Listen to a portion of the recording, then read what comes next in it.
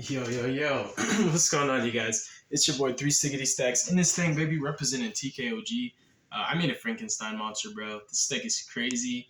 I was just looking through all my decks and my cores, and I was like, dang, some of these I haven't played in so long.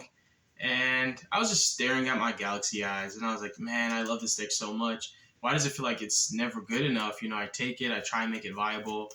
The inboards are cool, but they always seem like they're broken so easily, and it's just weird because it's not as resilient as other combo decks. I was like, how do I do it? And I have been a little bit of a purist when I play this deck. I try not to implement anything outside of just Photon Galaxy cards because the deck has so many options.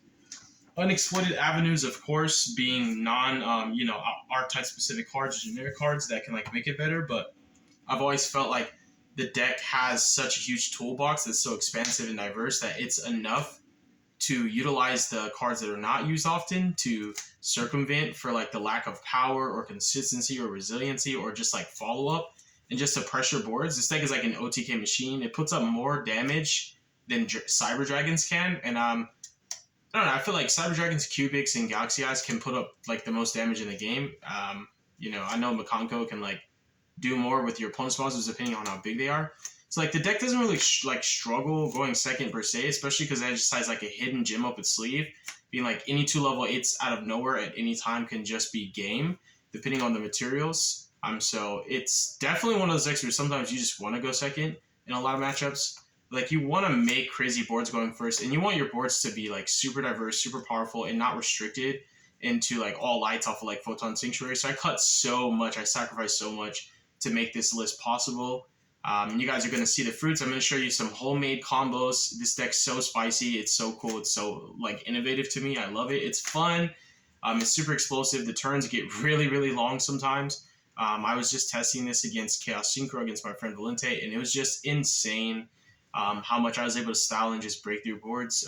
It's really cool. It's really fun. It's not supposed to be tier 0 madness. It's just me trying to breathe life back into a deck that's just always been rogue tier. And I just want it to be playable. I always do this. I'm hard-headed. I just see a deck and I know it's bad or whatever, and I know it's not good, and I just try my hardest to just like renovate the deck, honestly. So if you guys like this kind of content, definitely consider subscribing to the channel. Leave a like if you liked the video. Leave a dislike if you didn't. And yeah, you guys, this is we gave it a specific name. It was BPG-MST, Bestial, Photon Galaxy, Makonko, Striker Therion? Yeah. It was Makonko, Striker Therion. The S was for something else too. I'm trying to remember. I'm about to figure it out right now because it's going to drive me crazy. What was the other S? Oh yeah, so Makonko, Striker, Spriggan Therion. So it's BPG-MST. So it's literally Bestial, Photon, Galaxy, Makonko, Spriggan, Striker, Therion. All of them are supplemental engines. The largest engine in this deck is 7 cards. Its primary core is all Galaxy Photon, and what it is full of enablers that allow me to access my Galaxy Photon cards even if I don't draw them through methods that also allow me to break boards in the process before I get to battle phase. So yeah, and also before I even XYZ, because like I wanted my deck to be able to play through barrier better too, because like Galaxy Eyes just like really can't play through barrier like efficiently. So I like open avenues for this deck to be able to like synchro and link more and have like main deck pressure through the Bistials and the Makonkos and the Therions and the Sky Strikers to just have so much backbone. So I'm going to take this to locals tomorrow, and yeah, let's get into the list. There's so much theory behind it. You guys know I always make my decks from scratch. I don't really use templates or lists. I don't net deck. Net decking is just not fun. And I play this game for fun. So first and foremost, the heart and soul of the deck is 2 Galaxy Eyes Photon Dragons. You can definitely just say, hey, I need this at 3. However, this list cannot play 3. It's just way too clunky. I know that I always say this saying when I talk about this deck in our profiles. I say you want 1 in hand for Soul Flare. You want 1 in deck for the Galaxy Eyes. You want 1 in deck for Afterglow, and then like you always want also like 1 for a search target off Vanisher sometimes. But in general, like you always want to have at least 1 in hand and 1 somewhere like where you can access it from your deck. Afterglow does work from hand. So that's cool. So this card is very focal. There's certain cards that just don't work without it. So you definitely want to play at least two of it. Next up for one card starters, which this deck literally had none of. It really needed it. So I'm playing 3 copies of Connector. This card's ridiculous. Paired up with some of the other goo in the deck, it just gets really crazy. Speaking of, we do have Rhoda, so we have like 4 1-card starters. It allows you to see so many pieces of your engine. You can double hand loop people off of looping Aqua Dolphin. And then in addition to that, like in this deck, just any random bodies on field is just game or combo. Like 2 warriors, 2 level 4s, 2 level 8s. Those are 3 different avenues to get the combo. And the entire deck is that. It's either warriors, level 8s or level 4s, or just cards that enable you to access those and break boards at the same time. So like you by default will break boards. This card's a hand trap magnet. The safest way to play around Connector is with Imperm. However, like you do get punished in my list with Imperm if I get hit on Imperm or Connector. This card's crazy. I can't believe I didn't tech it in Galaxy Eyes before because I was a purist and I wanted to play 3 Photon Sanctuary. It's Kaiza. He summons himself from hand by tributing a light warrior monster or an earth warrior monster. And then while he's on the field, you can just banish a light or earth warrior monster from your graveyard and then Foolish Burial one from your deck to your grave. And if you guys didn't know, one of the newer cards that came out not too long ago for this deck is Photon Jumper, and he's a light warrior. So if your Connector gets impermed or Veiler, just hand trapped in general, you have to hand trap this because otherwise Dolphin rips it out. That's why I love this, so that this deck's more resilient to hand traps. This also beats Droll, which is important because this deck can struggle with Droll. I was even thinking about playing more Aqua Dolphins, but you basically play like 4 Aqua Dolphins that don't lose to Droll.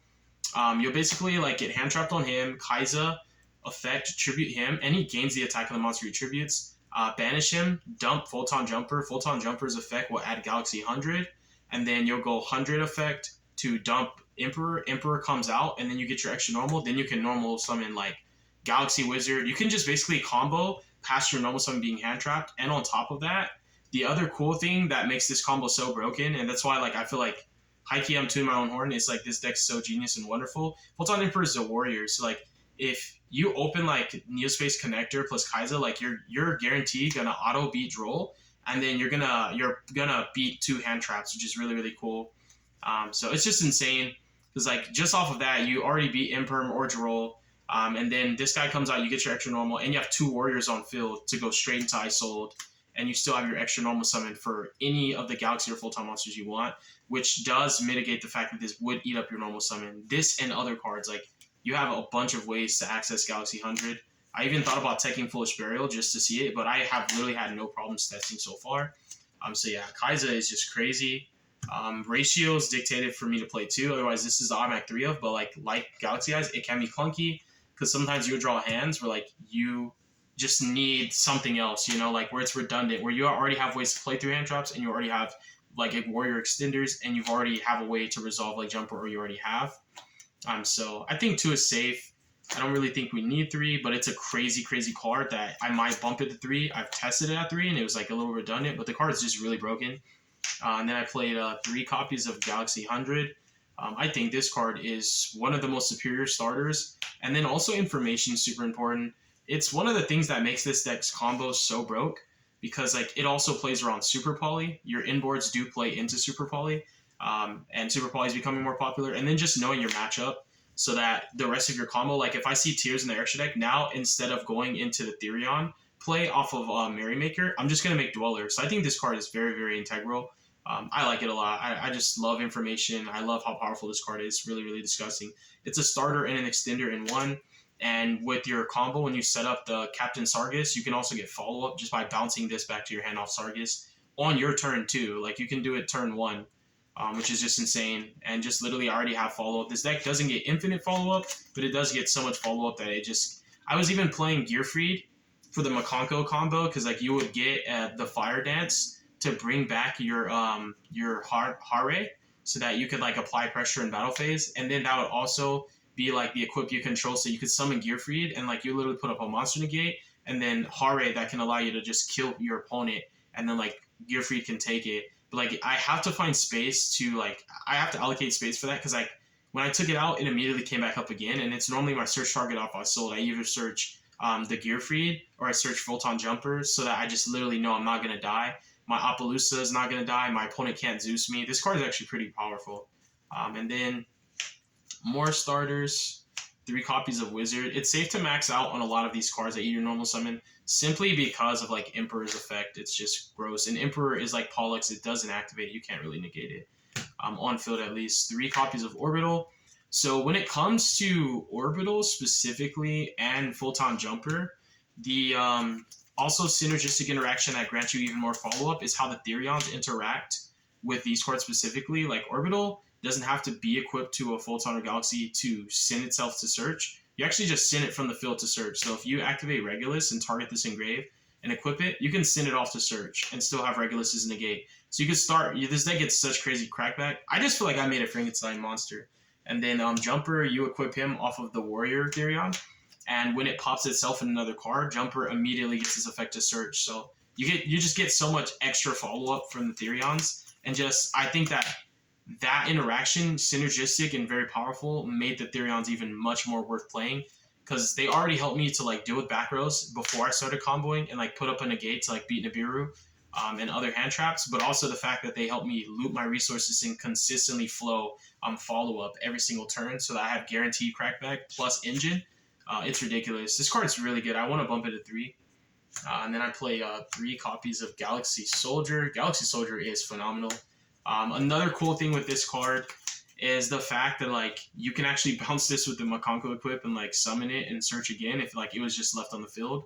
I'm just speaking of all of the synergistic interactions, and they're not the primary reason why I implemented the engines. I explained at the beginning of the video why I put these cards in my deck, because they do all of the things that I mentioned before, like giving the Galaxy Photon deck like a really, really strong backbone, and just allowing it to be like efficient as a combo deck instead of playing like a pure mid-range deck that is just not the best option. Like you can always play better decks, and even though it's fun, like I want it to be good. So I did have to put cards that are not Galaxy Photon, and I still like that all the cards I implemented all have dual purpose, multi-functionality. They all can break boards as going second cards. They blow outs in certain matchups, and they make boards. You're going to see how cool this deck is. This is honestly the best list I've ever made. This is probably the best list you're going to see on YouTube. I'm not even going to gas you. So yeah, I love this. You have a consistent flow of warriors and machines for the Therions, because Regulus is crazy. I also played 3 copies of Vanisher. So warrior extenders that are level 4s and light warriors are broken in this deck for Kai'Sa, for your rank 4 package, and also because they can just make Isolate anyways, and they can still make Soul Flare, and they can still go into Bushiki Ashima. So like that's what I meant by like with this deck, it combos so well. It like, because just bodies being on field just turn it to too much.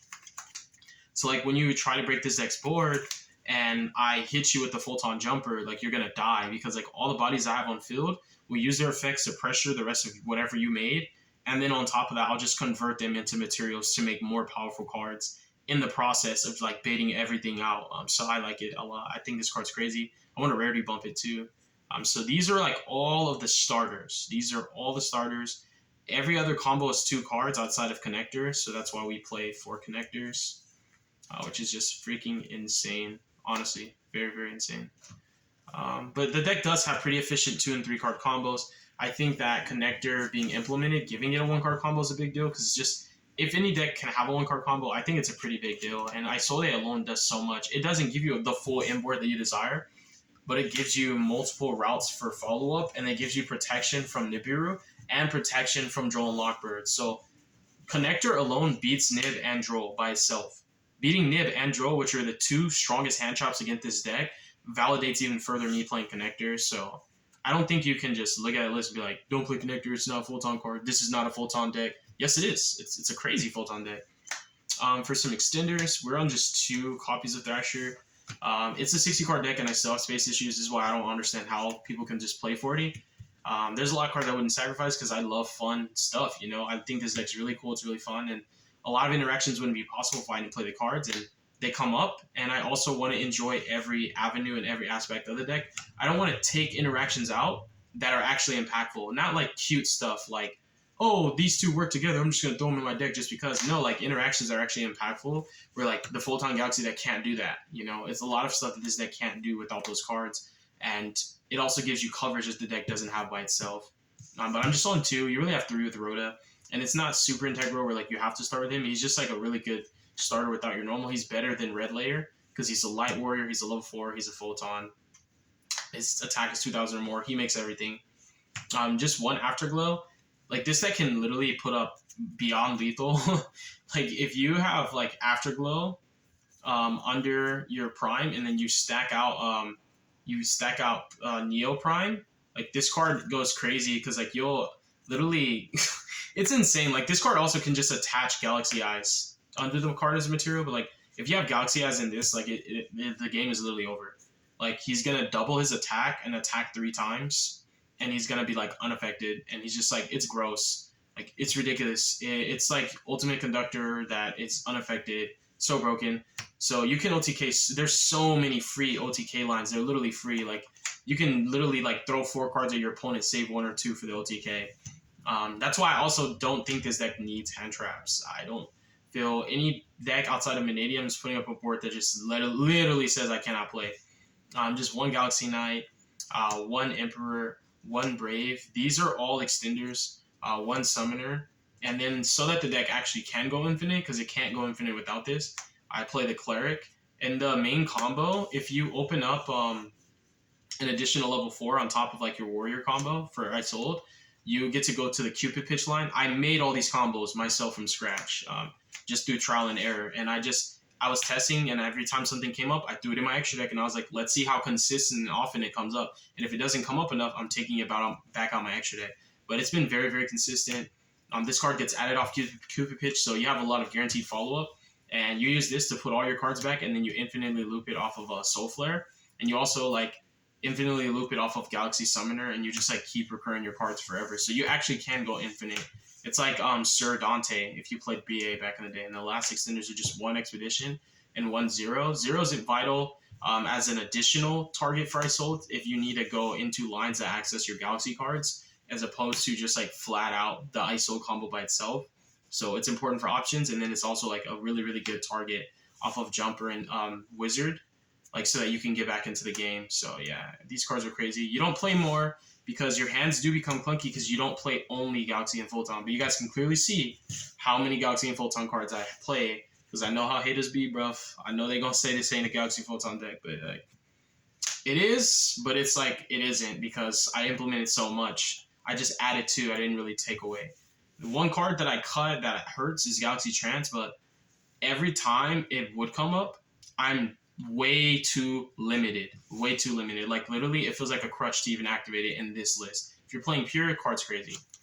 Now for going second cards, believe it or not, Lubellion is both a going second card and actually a starter because he is a level 8 and he gets himself out for free. So there's so many clutch interactions with this card. Going first, he can be a rank 8 fodder. He can be fodder for Soul Flare. I used to play Seal, but I wasn't making Seal consistently enough. And obviously, like, he gets some of the most broken cards in the game. Magnamoot's crazy. When you're playing tier, like, you want to go... That's why I put in Magnamoot and not just Druid Worm. Because when you're playing, like, decks where the Bystials are good, you want Magnamoot into, like, Druid Worm so that you have, like, this interaction. So I play all of these Bystial cards. I don't even care if there's a chance of drawing the bricks. The risk is worth... The reward is worth so much more than the risk. Lubellion itself in the Unchained matchup is literally so broken. I don't know why people don't just side him and the Juice Worm.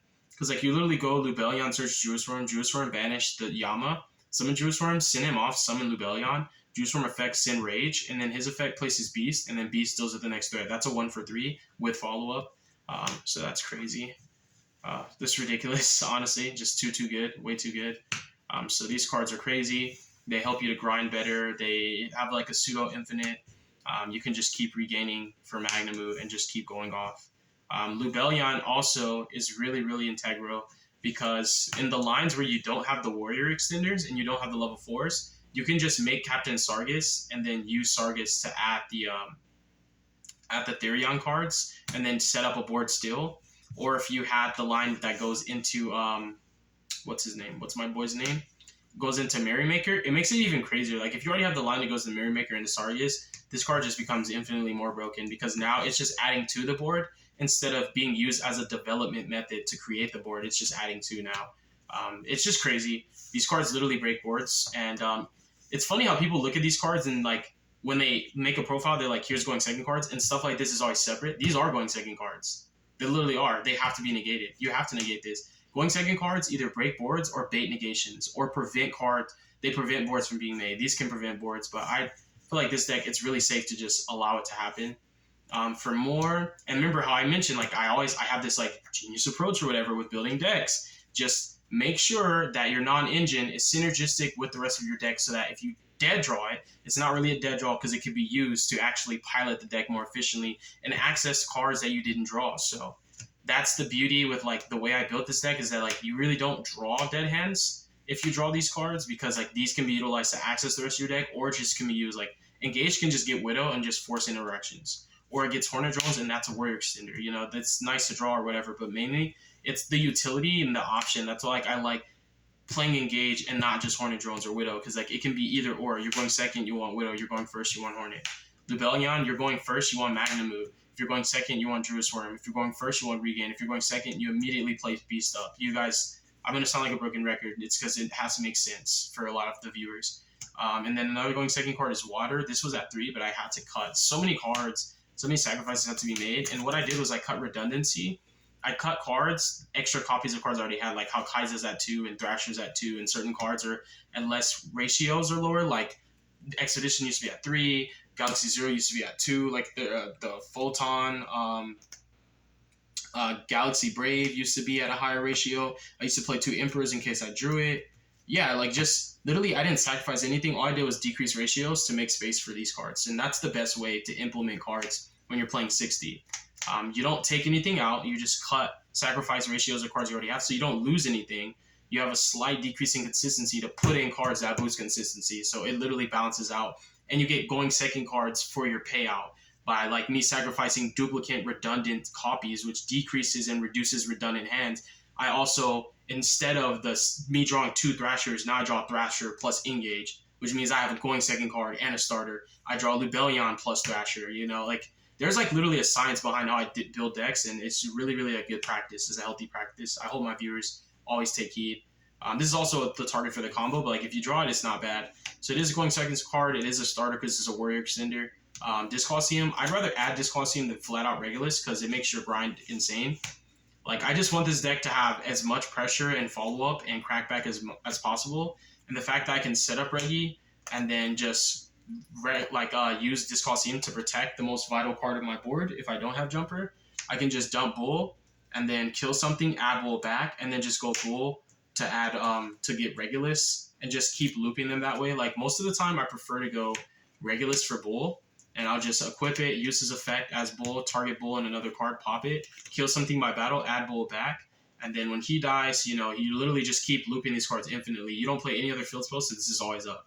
So you just keep pressure and crackback every turn. This is also a Warrior Extender, so it makes these cards actually more versatile and more like multi-purpose, like I keep saying. And Regulus is a level 8, so you can use them for your rank 8s. Like everything in this deck is perfect. Like I put so much thought. It took so long, honestly. Like this was not slapped together at all. And then these are engine requirements. Engine requirements is the nicest way to save bricks. In a 60 card deck, I'm playing 7 bricks. This is terrible to draw. This is not really good to draw at all. These are okay if you don't have a normal summon. This is actually pretty decent to draw because it is a warrior. And this is pretty decent to draw sometimes, but most of the time you never want to draw these. This is actually the most insane card to draw out of all of these. This really isn't a brick. This is like sometimes better than Connector in certain hands. It's just crazy. Like this card's ridiculous. And the fact that you can like set up the combos with extenders and just like double Aqua Dolphin your opponent. But yeah, these are the engine requirements. So like to have a higher ceiling, I have to play these 6 bricks. I can take these out, not play the Warrior package, not play the Makonkos, not play the Spriggans and Extra Deck, and these bricks are gone, and then my end boards are not even that good anymore. And then I don't play through that many hand traps if I don't implement these. So I think that it's definitely worth it, honestly. Like you have to sacrifice sometimes, and we sacrifice a small percentile of consistency for power, resiliency, durability, follow-up, crackback pressure, and like to actually bump it from Rogue tier to like tier 2. Extra Deck is literally full of 1-ofs. Like you go through most of these in the combo. This is Appaloosa. I just mine's somewhere. I don't know. I might just buy one because I don't feel like looking anymore. These are the 4 links. Any two warriors or even just connector by itself guarantees an Appaloosa, which beats Nib, because basically connector can literally snipe Droll out of your opponent's hand and then put up Appaloosa or force Nib out of your opponent's hand. So if you guys don't understand it, I'm going to say it one more time. Connector beats Nib and Droll by itself. By itself, he'll rip Droll out hand, and then your opponent's forced to Nib after they've seen the combo. They never Nib you game one, because Appaloosa hasn't seen play in like a year. Nobody plays this card, especially because like Finra is in the format, right? The Appaloosa in this deck's broken because you can make Titanic Galaxy. You have cards like they're in this Coliseum, and you have Photon Jumper. So Appaloosa gets all of its negates. You can't kill it. You have to play through all the negates, which is better. And you have protection and coverage from tactics, blowouts, evenlies, all that. Your whole board has full coverage like insurance. And then post-sighting, you have the best insurance policy, the best counter trap in the game. The chain that ends chains. And then we have Zeus. We have Sargus. Photon Lord. Like, normally the extra deck is tad redundant because there's so many duplicates, but like, these combos require cards in the extra deck for them to be viable or consistent or possible. So this is infinitely recurable. This is infinitely recurable. Soul Flare is infinitely recurable. And then this card's crazy. This card, I'm so happy they printed it. This deck never really had trouble going for game, but just to be able to overkill. So that means like you can get hit with that hand trap, not Ghost Mourner, but the water hand trap that like makes your opponent gain life points equal to the attack of everything you summon. This deck can actually put up 58,000 damage on board. So I don't know. Sometimes it's just like you can still go for it, and you'll cut their life points literally in more than half. So they don't buy themselves multiple turns. They bought themselves one turn by activating that hand trap. Because in other decks, it's like Maxi. Broken card. Broken card. That's why 2 level 4s in this deck is just disgusting. Because these can lead into the Isold combo too. Like every combo leads into another combo, no matter which one you start off with.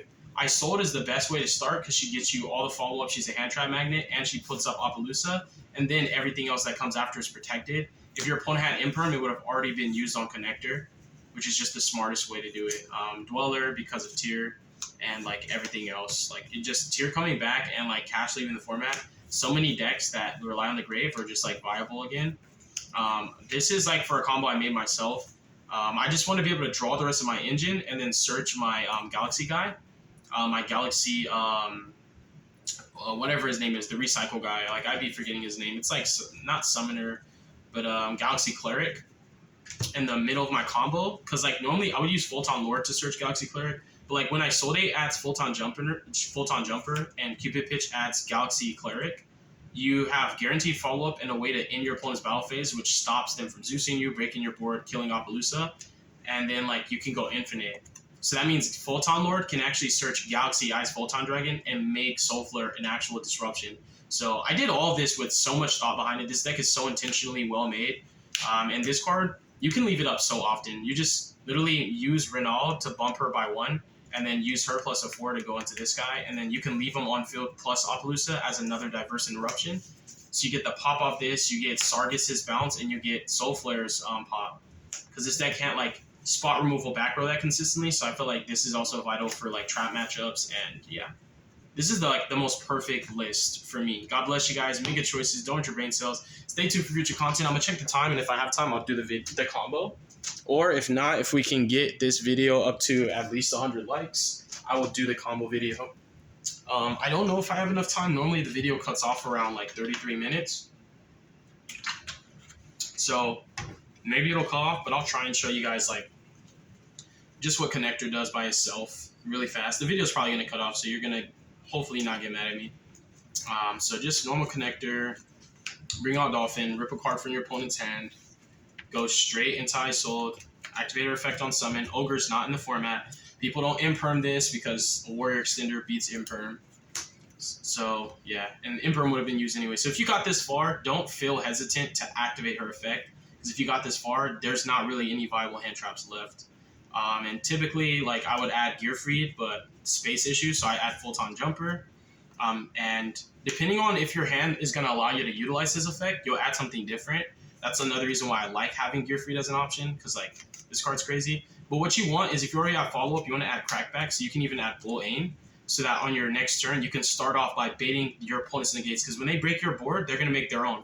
And you want your follow-up to not be used as just wasteful resources to 1-for-1, and then not break the board. You want cards that just are free, that you can just throw away in one for on your opponent and it's okay, and then activate the actual impactful cards that produce like inboards and results and like garner advantage and like allow you to play your engine.